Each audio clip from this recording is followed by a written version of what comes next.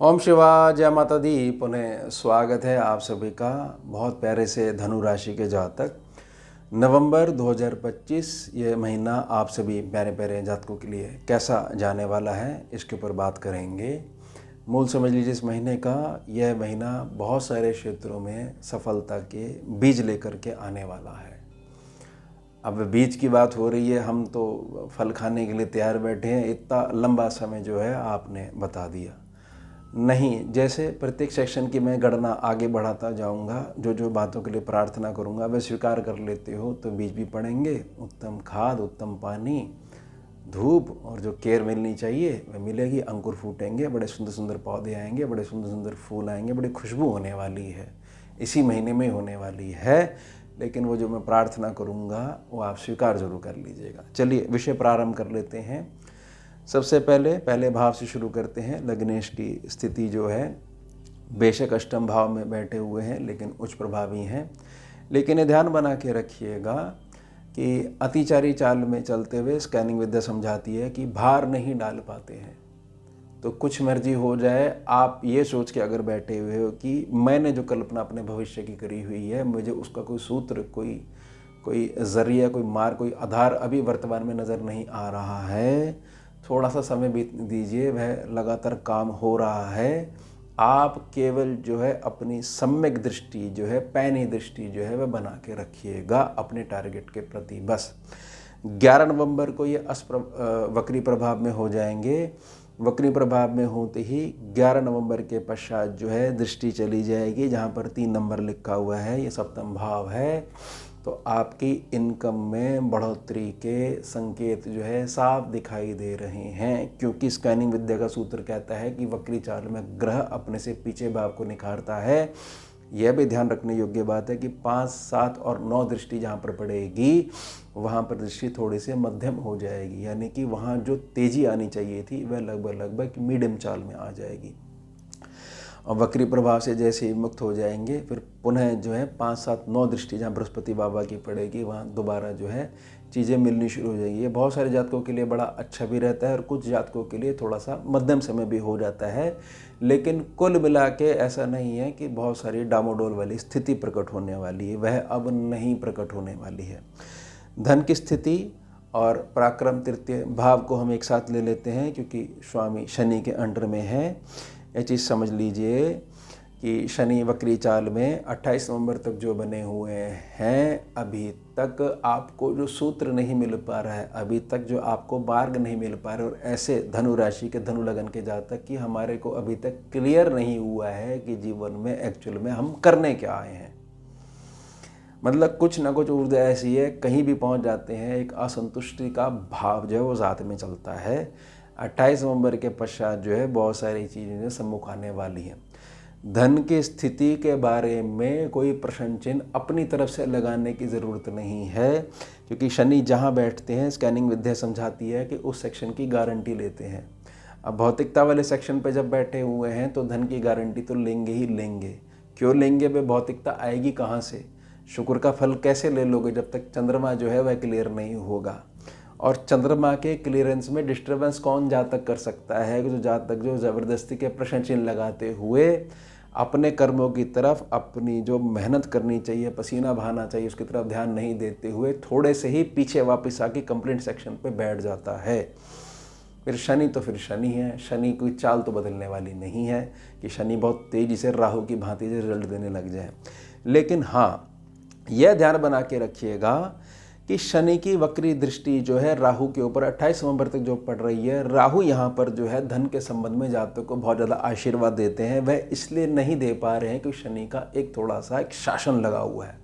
28 नवंबर तक आते आते शासन भी हटने वाला है, और फिर शनि की तीसरी दृष्टि जो है आपके छठे सेक्शन पे पड़ने लग जाएगी, वहाँ प्रबलता आ जाएगी। और ये तीसरे सेक्शन पे कुंभ राशि पे दृष्टि पड़ रही है, राहु के ऊपर पड़ रही है, हट जाएगी। तो पुनः ये चीज़ समझ लीजिएगा, एक दौर ऐसा आने लग जाएगा, पुनः वह चीज़ें आने लग जाएंगी जब आप आंतरिक मन की प्रसन्नता के आधार पर संतुष्टि का भाव लेकर बैठोगे या कहीं भी जाओगे। उसके पश्चात राहु जो आपको कोई चीज़ देने वाले हैं, प्रदान करने वाले हैं, वह केवल इसी आधार पर देंगे कि इससे केवल आपने अपने भाग्य का वर्धन ही करना है। तो धनु राशि धनु लगन के जातकों से एक निजी प्रार्थना है कि आपको ही अपना कार्य करना है, किसी चीज़ का इंतज़ार नहीं करना है। उसके लिए जी तोड़ जो प्रयास करा जाता है, बस उस पद्धति पे बने रहना आना चाहिए। सुख स्थान के स्वामी यहाँ से जो है जाकर जो है कर्क राशि में उच्च प्रभावी हो गए हैं, अष्टम भाव में बैठ गए हैं, लेकिन कोई दिक्कत नहीं। उनका आधा हिस्सा यानी कि शनि, स्कैनिंग विद्या में आधा हिस्सा शनि, शनि का आधा हिस्सा बृहस्पति वहाँ बैठे हुए हैं, वो सारी स्थिति संभाल लेंगे। उसके पश्चात जो वक्री दृष्टि शनि की, गुरु की जो वक्री दृष्टि 11 नवंबर के पश्चात जहाँ मिथुन राशि लिखी वहाँ पड़ेगी, तो दैनिक आमदनी में वृद्धि होगी। साथ ही साथ एक नए प्रकार के ऊर्जा मंडल, एक नए प्रकार की मित्र मंडली के साथ आपका संपर्क होने लग जाएंगे। आपके काम के विषय में आपकी जान पहचान जो है बढ़ने लग जाएगी। ऐसे धीरे धीरे करके कंधे बढ़ने शुरू हो जाएंगे और परिवार बढ़ना शुरू हो जाएगा। साथ ही साथ शुभ पंचम त्रिकोण भाव के स्वामी जो हैं यहाँ से बैठे हुए हैं, यहाँ से अष्टम यानी कि द्वादश भाव में वृश्चिक राशि में बैठे हुए हैं, 1 नवंबर को अष्टप्रभाव में हो जाएंगे। देखिए, द्वादश के मंगल जो है स्वभाव के अगर बात करते हैं बहुत अच्छे नहीं होते हैं। जहाँ तक अपनी धुन में जो है अपने आप ही राजा बन के घूमता है, लेकिन निजी प्रार्थना रहेगी अब अस्त प्रभाव में है। अस्त प्रभाव में यह है कि ये थोड़ा सा हमारे और हमारे घर में जो बुजुर्ग हैं, बड़े हैं हमसे आयु में, उनके मध्य गैप करवा सकता है कि आप समझना नहीं चाह रहे हो मेरी बातों को, इसलिए जो है मैं जो हूँ अपना बंदोबस्त देख लूँगा। जिनसे पैदा हुए होते हैं एक मर्यादा रखनी पड़ती है, क्योंकि उनको अगर हम आंतरिक ठेस पहुंचाते हैं तो ईश्वर भी मुख मोड़ सकते हैं। तो ये चीज़ बड़े ध्यान से समझिएगा कि ना तो क्रोध करना है अनावश्यक, और क्रोध करना पड़ा तो केवल अपनी नाराज़गी ऐसे नहीं जतानी है कि भाई अगर ये कार्य नहीं हो रहा है तो आप हमारे शत्रु भाव वाले जो है प्राणी आकर बैठ गए हो। ध्यान बना के रखना है, पिता पिता होता है, माता माता होती है, और समाज में पिता तुल्य माता तुल्य जो व्यक्ति हैं, अगर वो आपके भले के लिए कोई बात कह रहे हैं, क्योंकि आपको धुन सवार हो गई है, भौतिकता के विषय में कहीं अटक गए हो, कहीं जीवन साथी का चयन है, कुछ आगे कुछ बात चल रही है, कामकाज की बात चल रही है, और जो आपको बुजुर्ग समझा रहा है उससे आप यह बात कर रहे हो कि देखो इन चीज़ों में कुछ नहीं रखा, सीधी बात है, कर्म करो फल पाओ।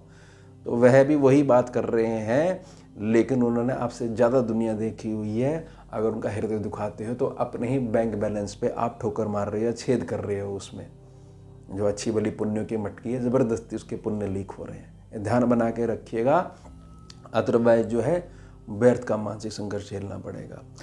अब छठे सेक्शन पे बढ़ लेते हैं आगे हम। षष्ठम भाव के स्वामी 10वें सेक्शन से आगे निकल जाएंगे, कन्या राशि से मुक्त हो जाएंगे 2 नवंबर को, और फिर 26 नवंबर तक जो है ये बैठे रहेंगे एकादश लाभ स्थान पे, सर्वलाभ सेक्शन पे बैठे रहेंगे। 26 के बाद ये पहुंच जाएंगे मंगल के साथ में, सूर्य भी वहाँ पहुंच जाएंगे, तिकड़म हो जाएगी, तो थोड़ा सा लोड पड़ेगा। इसलिए मैंने जल्दबाजी और क्रोध ये सब भावना जो है 1 तारीख से समझ लीजिए अस्त हो जाएंगे, तो ये प्रभाव आने मतलब बड़े लंबे समय के लिए इस बार अस्त रहने वाले हैं। अब छठे सेक्शन का स्वामी जो है 10वें सेक्शन से निकलकर अब लाभ स्थान में पहुंच गया है, लेकिन वो तुला राशि में पहुंच गया है, ये अपने घर में आ गया है, और ये सेक्शन लाभ सेक्शन है, इसकी मर्यादा है, यहाँ जो है मर्यादा कोई ग्रह भंग नहीं करता है।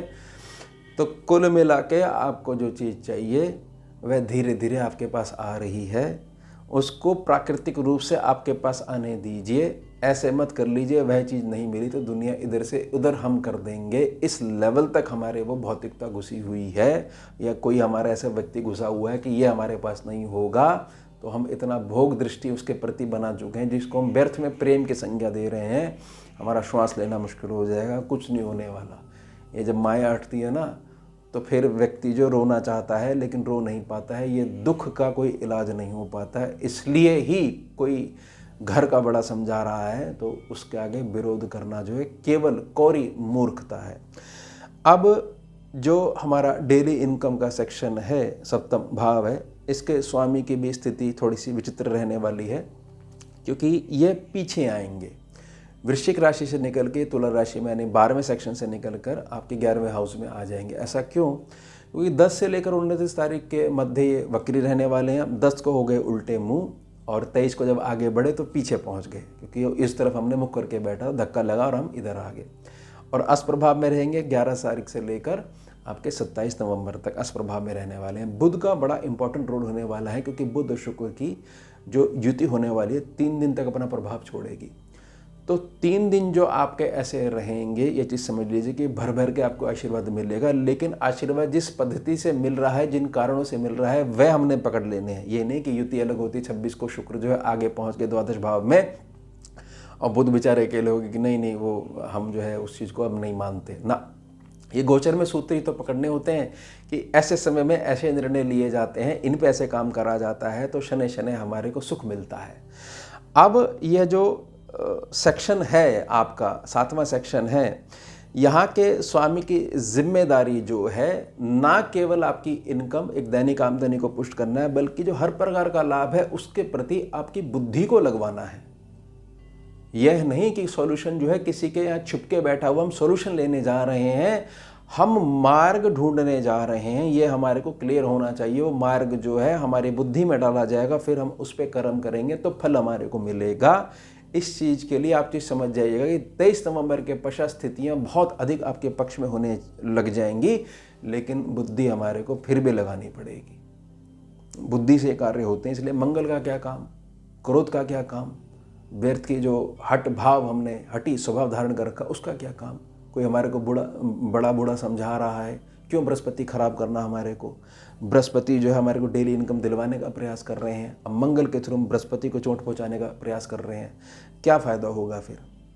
अब हम आगे बढ़ते हैं जहाँ गुरु बाबा बैठे हुए हैं। देखिए स्कैनिंग विद्या का सूत्र है, भार अतिचारी चाल में नहीं डलता है उस सेक्शन पे जहाँ पर बृहस्पति बैठते हैं, तो भार मुक्त है अभी आपका सेक्शन।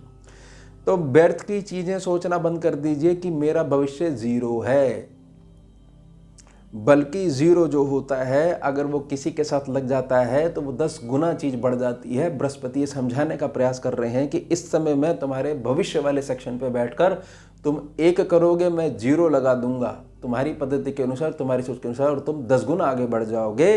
इस क्षेत्र में काम करना है। ध्यान बना के रखिएगा कि कहीं भी कुछ भी आध्यात्मिकता का कोई सूत्र समझ में आ रहा है, कहीं मित्र मंडली कह रही है चलिए किसी गुरु समाधि पे चलते हैं, चलिए किसी धाम पे चलते हैं, तो जरूर जाइएगा। वहाँ पर जाने से गोचरी व्यवस्था में जो ग्रह है इसको भी बल प्राप्त होता है, फिर वो फल और अधिक आपको दे पाता है।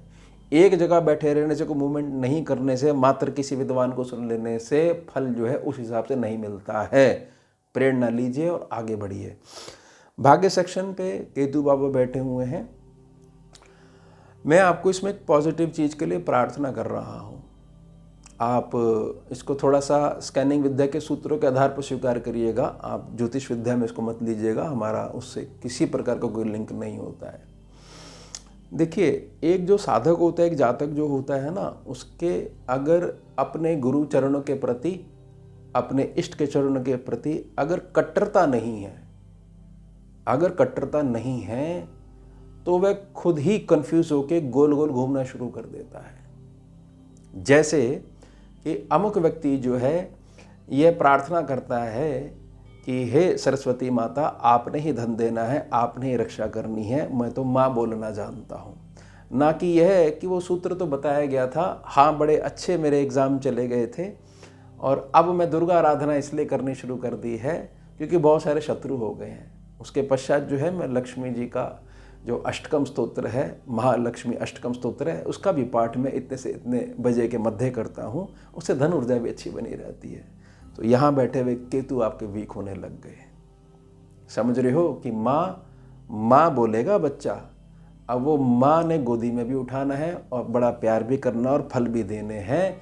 ध्यान बना के रख लिएगा, केतु यहाँ पर ये चीज़ करवाने आए हैं, याद करवाने आए हैं जो परंपराएं यहाँ भूल चुके हो, और नहीं तो इससे जोड़ने आए हैं। और जोड़ने के बाद एक स्थायी जोड़ हो जाना चाहिए, फिर कभी ये बंधन टूटना नहीं चाहिए। थोड़े शब्दों में समझ जाइएगा, एक हाई लेवल की बात मैंने आपसे प्रार्थना करी है। सूर्य है, सूर्य की स्थिति क्या है, 16 नवंबर के पश्चात यह भी पहुंच जाएंगे द्वादश भाव में, नीच प्रभाव से मुक्त हो जाएंगे। अब जो है मंगल को जो रही सही ऊर्जा आप कंट्रोल करके बैठे थे ना, नहीं क्रोध कर रहे, नहीं गुस्सा कर रहे, तो क्या करवाएंगे, सूर्य करवा देंगे। बताओ, इतनी सी बातों के लिए किसी से सलाह लिया करते हैं? इससे अपने ना मान में कमी हो जाती है, लोग सम्मान नहीं करते। ये सूर्य ये भी देना शुरू कर सकते हैं वृश्चिक राशि में बैठकर, द्वादश भाव में बैठकर, कि हम कौन, हम हैं महाज्ञानी। यह मत कर लीजिएगा सूर्य खराब होने लग जाते हैं।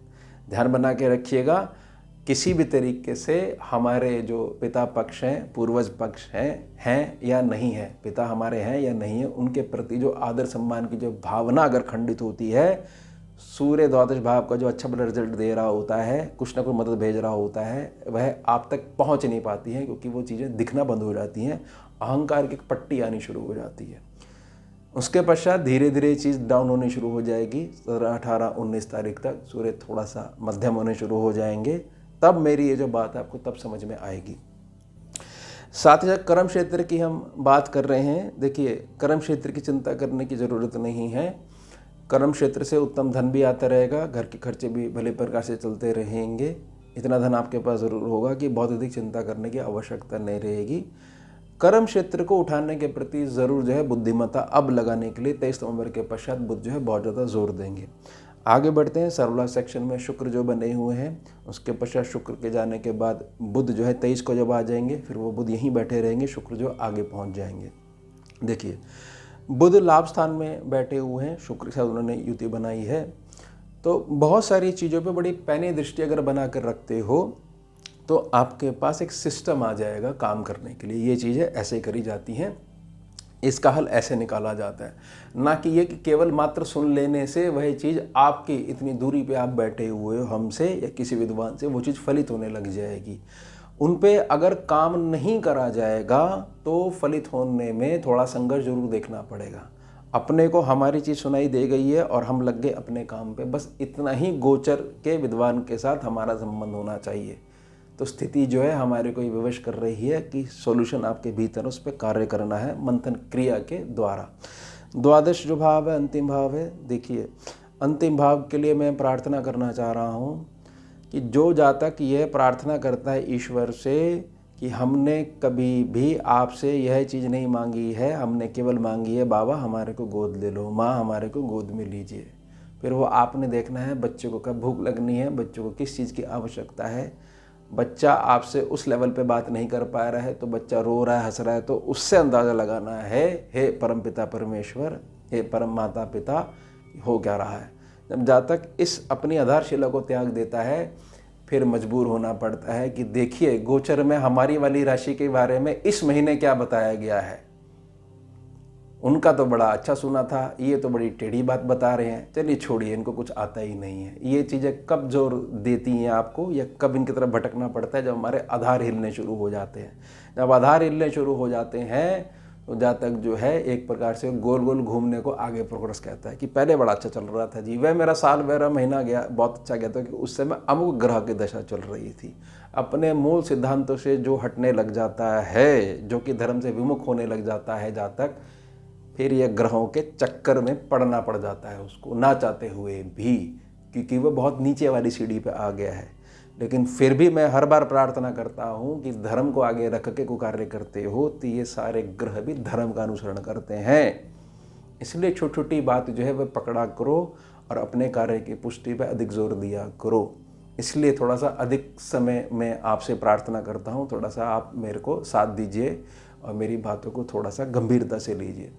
तो ध्यान बना के रखिएगा कि केवल इस महीने मैंने आपसे जल्दबाजी नहीं करने के लिए, व्यर्थ में गुस्सा नहीं करने के लिए, घर वालों के साथ संबंध अच्छे मधुर बने रहें, इन बातों पर ज़्यादा जोर देना है, बाकी सारी चीज़ें आपकी ठीक बनी रहेंगी।